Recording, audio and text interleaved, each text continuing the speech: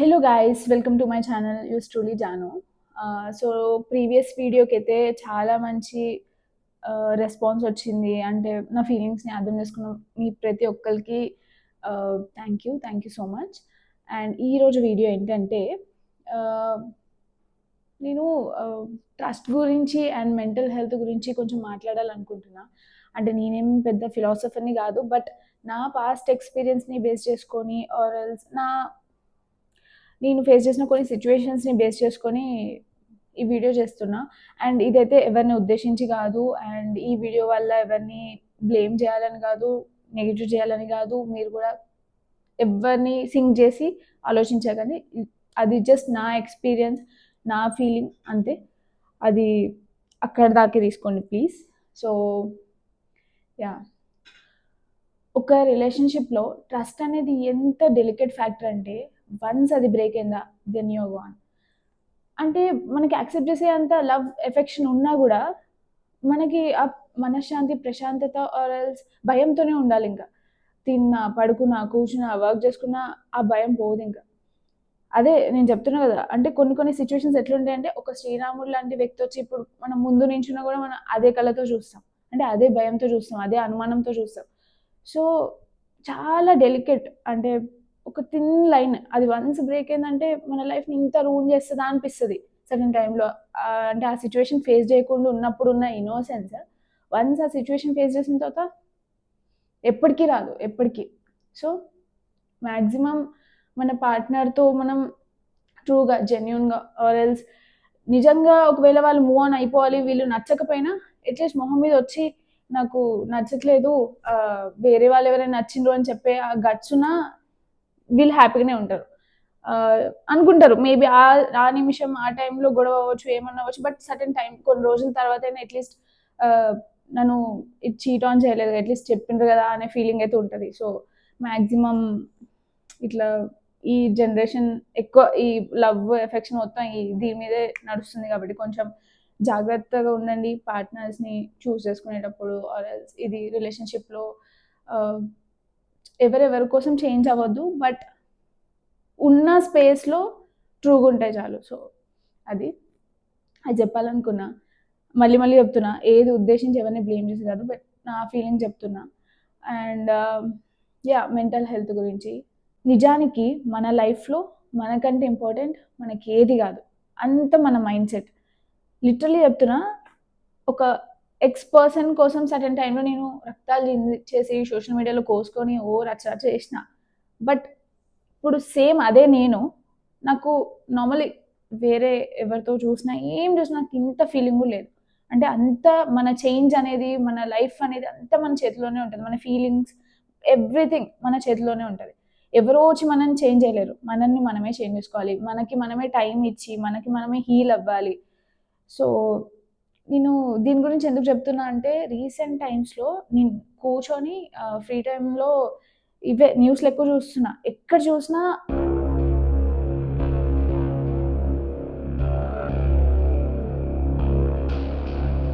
ఈ మర్డర్లు, అంటే లవ్ చేసుకున్న వాళ్ళని చంపేయడాలు, అదర్వైజ్ వాళ్ళు సూసైడ్ చేసుకోవడాలు, ఇవే న్యూస్లు. అంటే ఎందుకు మనం మెంటల్ హెల్త్ మన చేతిలో ఉండట్లేదో నాకు తెలియట్లేదు, బట్ లవ్ చేసిన వాళ్ళని చంపేయడం ఏంది? ఎక్కడున్నా హ్యాపీగా ఉండాలనుకోవాలి కానీ.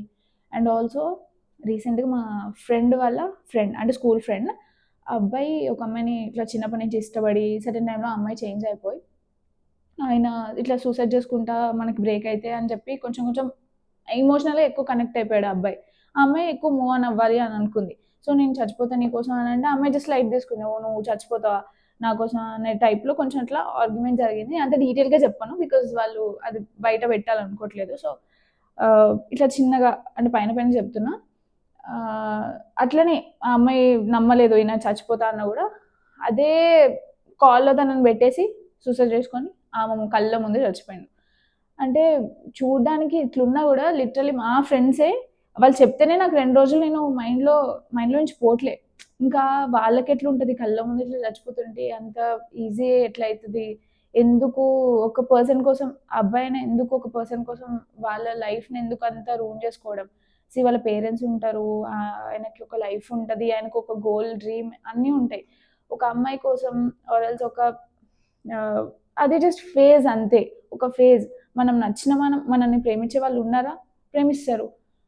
మనం నచ్చట్లేదు అని అంటే ఇంక వదిలేయడమే. ఇంకా మనం అంటే ఇష్టం లేని పర్సన్‌ని గొంతు మీద కత్తి పెట్టి లవ్ చేస్తావా అంటే అవ్వదు గదా!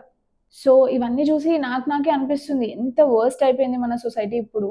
ఇదివరకి కాలంలో మనం విన్న స్టోరీస్ ఏంటి? ఆ లవ్ స్టోరీస్ గానియండి, లేకపోతే వాళ్ళ లైఫ్ స్టైల్స్ గానియండి, పీపుల్ గానియండి, వాళ్ళెట్లున్నారు? మనం ఎట్లున్నాం? ఎవరినెవరిని మర్డర్ చేసుకుంటాను, ప్రేమించిన వాళ్ళని మర్డర్ చేసుకోవడం ఏంది? పెళ్లి చేసుకున్న భర్తని మర్డర్ చేయడం ఏంటి? ఆర్ ఎల్స్ వైఫ్‌ని, పిల్లల్ని ఆఖరికి. మరి ఇంత ఘోరంగా ఎందుకు అంత సీ హార్ట్ ఒకటుంటది, మైండ్ ఒకటుంటది గదా! ఆలోచించాలి. లేకపోతే కొంచెం ఫీలింగ్ అనిపిస్తది. మనుషులు చంపుకోవడం ఇయన్నీ చాలా టూ మచ్. అంటే లవ్ కోసం చచ్చిపోవడం, సూసైడ్ చేసుకుని వాళ్ళ లైఫ్ అంతా వదిలేయడం. ఆ ఫేజ్ నుంచి మనం బయటకొచ్చినామనంటే అప్పుడు లైఫ్‌లో మనకే అనిపిస్తది. మనమా అంటే చచ్చిపోదాం అని అనుకుంది మనమేనా అనే టైప్‌లో అనిపిస్తది. అంతే మూవ్ ఆన్ అవ్వాలి. ఆహ్, హ్మ్. మైండ్ సెట్ చేంజ్ చేసుకోవాలి. మన లైఫ్ స్టైల్ చేంజ్ చేసుకోవాలి. So, yeah! ఇట్లా లవ్ కోసం నేను చచ్చిపోతా, నాకు గూడా మెసేజ్‌లు పెడతా ఉంటారు. అక్క ఇట్లా అయిపోయింది, చచ్చిపోవాలనిపిస్తుంది అని జెప్పి. సో, మీతో మీరు కూర్చోండి. బ్రేక్ తీసుకుంటారా? 1 వీక్ తీసుకుంటారా? 1 మంత్ తీసుకుంటారా? 1 ఇయర్ తీసుకుంటారా? బ్రేక్ తీసుకొని మీకు మీరే కొంచెం టైమ్ ఇస్తే డెఫినిట్‌గా మీకు మీరే చేంజ్ అయిపోతారు. అసలు టైమ్ ఇయ్యకుండా ఆలోచించేసి అదే ఫేజ్‌లో ఉంటే డెఫినిట్‌గా మనకి అదే థాట్స్ ఒస్తాయి ఆబ్వియస్‌లీ. సో, కొంచెం మీకు మీరు హీల్ అయ్యే స్పేస్ తీసుకొని కొంచెం గ్యాప్ ఇచ్చిండ్రా, పేషెన్స్ ఉందా, డెఫినిట్‌గా వన్ డే అయితే మన లైఫ్ ఈజీగా చేంజ్ అయిపోతది. సో, ఏదైనా చేసే ముందు థింక్ చేయండి. And also yeah! లవ్ ఒకటే లైఫ్ కాదు గదా! చాలా లైఫ్ ఉంటది. లవ్ లేకపోయినా ఉండొచ్చు హ్యాపీగా. సో, అట్లా ఆలోచించండి. అంతే తొందరపడి ఇట్లాంటివి చేసుకొని ఇప్పుడు చెప్పడానికి గూడా వన్స్ అయిపోయిన తర్వాత వీళ్ళని వాళ్ళు బ్లేమ్ చేసుకోవడం తప్ప ఇంకేం ఉండదు. సో, అది.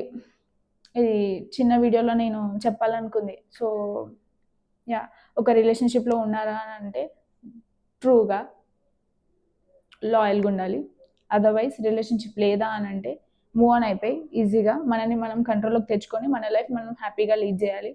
అంతేగాని లవ్ చేసిన వాళ్ళని చంపేయడం ఆర్ ఎల్స్ వాళ్ళ కోసం మనం చచ్చిపోవడం ఇవన్నీ అయితే సొల్యూషన్ కాదు. సో, నా ఫీలింగ్ అది.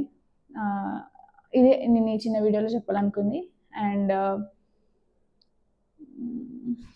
యాహ్! ఈ చిన్న వీడియో మీకు నచ్చినట్టయితే లైక్ చేయండి, షేర్ చేయండి, సబ్స్క్రైబ్ చేయండి. చూడు, నువ్వు నీ గతాన్ని మర్చిపోయి హాయిగా ముందుకు సాగాలి. చూడు బుజ్జి, అనుకోకుండా కొన్ని సంఘటనలు జరుగుతూ ఉంటాయి, వాటిని మనం మర్చిపోవాలి. తప్పు. ఒకవేళ ఈ ప్రపంచం కనుక నీకు ఎదురు తిరిగినట్టయితే నువ్వు కూడా ఈ ప్రపంచానికి ఎదురు తిరగాలి.